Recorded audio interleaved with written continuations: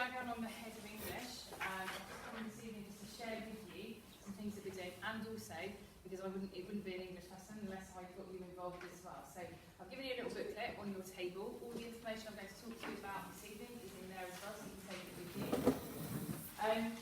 We're just going to talk through what it is that you are working on, just to remind you. We know that you have been very aware of this for quite some time, and we've shared this with you all the way through your journey with us at school. So you are sitting at the moment 2 GCSEs for English. So although we have 5 periods that we're working with you, you come out of English with 2 qualifications. 1 in English language and 1 in English literature. The English language, you have already done part of that exam. You have already completed your spoken language assessment, and when you had your DQ results this week, you should have seen your grades on there. So that part of that exam has already been completed. You will then be working towards 2 papers that you've got. For English language, they are both 1 hour and 45 minutes. Now, preparation for this exam is quite tricky. We do teach you the skills for this exam because we do it as we're studying Macbeth, as we're studying AIC in spectacles, as we're studying A Christmas Carol. All the skills that you are learning there will be relevant to the English exam. The difference is, we as teachers don't know what the content of that English exam is going to be. So what we have got to rely on is you doing some wider reading as well, and being quite informed about things like what's going on in the news, what's going on around the world, because they are the kinds of things that will be picked up in that English exam. We can't tell you what's going to be on those texts, but you will need to have some kinds of opinions on different things that are happening. Now, when I'm talking about that, I'm talking about things like global warming, things like the changes in the weather patterns that we've seen, things like homework, all of those kinds of things you as students need to have an opinion on. As parents, it's really great if you allow your children to watch the news and talk to them about what's going on, because part of that English language is being able to write about your own opinion, being able to persuade others. And it's a really good practice for you to be doing that as you're watching the news as a practice. Within the English literature, we can prepare you for the kinds of questions that you're going to see. So we've taught you Macbeth, we've taught you The Christmas Carol, we've taught you the poetry. You know those stories as you're going into those exams. You've been studying those and revising. We're now in a place where you're revising those at the moment. You would still need to do some revision at home, and we would really promote that. We've got lots of different things that are happening. Mr. Creswell just mentioned on a Friday after school we've invited all of you along to those sessions.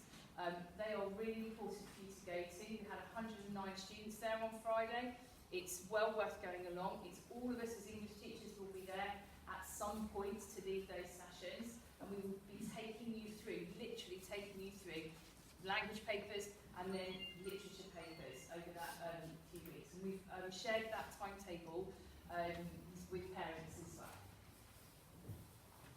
There are oodles of things that you can buy to support yourselves in terms of revision materials for English. We are not by any means suggesting that you go out and purchase all of these. What we are showing you is there is a big selection, in the booklet as well, there's a big selection of things that if you are unsure, for example, about Macbeth and you want a bit more information about Macbeth, then the top row of resources are a really good place that you can go. You would only need one of those. You do not need all of those. They are a selection. Okay? We do have those available in the department, and we work with you in the classrooms, so you do have access to them. That's not an issue. You can come and talk to us, and we can come and work with you as well at break time on those. So you don't necessarily have to buy all of them, but if you are interested in what is around, these are all the kinds of things that are good quality resources. As well as that, we've popped into the booklet that there is a link to a gentleman called Mr. Ruff. If you go online, he's done some fantastic videos about 10, 20 minutes long on all sorts of things like Macbeth, like the poetry. That is really good quality revision if you want to have a look at those materials.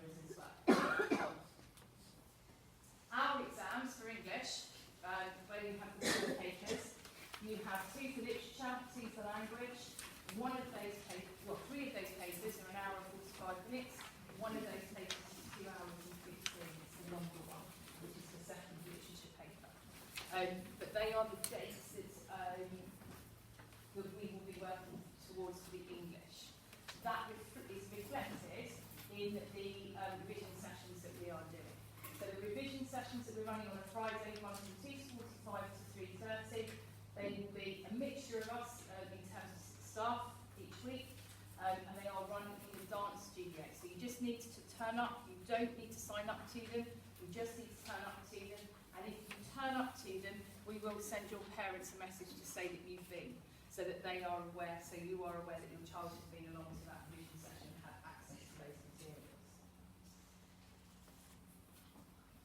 The schedule for those revision sessions we sent out to you, and there's just a slide on here just as an update, so you can see what we are doing is taking you through, literally question by question, the kinds of things that you are going to see in those papers. And with the language, we're taking you through the skills that you need for those. One of the things that I'm going to do now is I'm going to take you through the type of question that you might see on a literature paper. In terms of literature, we can provide all the background story for big text like Macbeth, but there are some unseen sections on this paper, and these are actually the hardest sections. So I'd like you to turn in your little booklet. There is a section called poetry, the poetry analysis. So I've popped a pen on your table as well.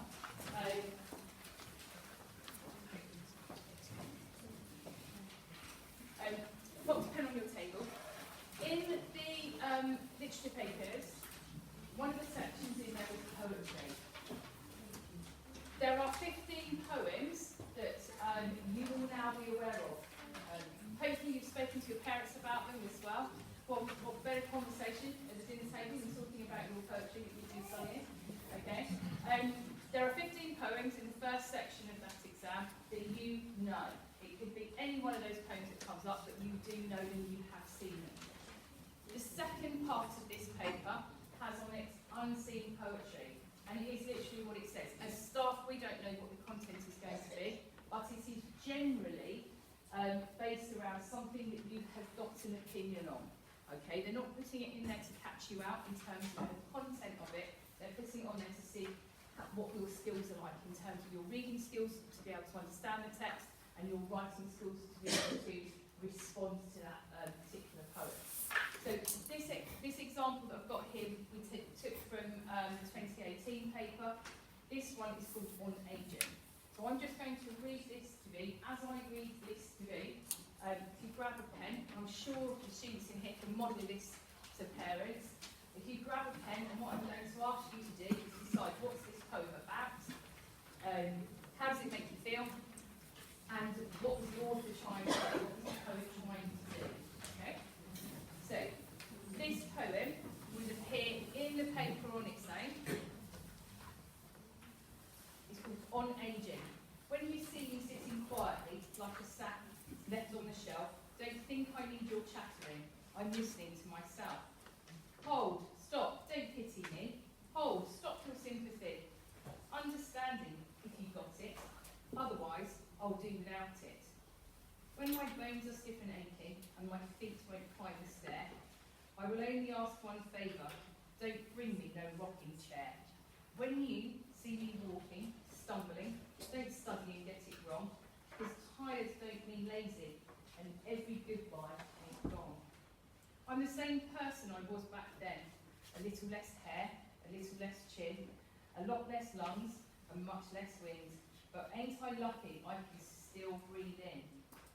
Okay, I just want to ask you to just take a few moments just to have a look at this. Please, students, can you take your pens, circle some language devices in that text, decide what that poem is about, decide what kind of message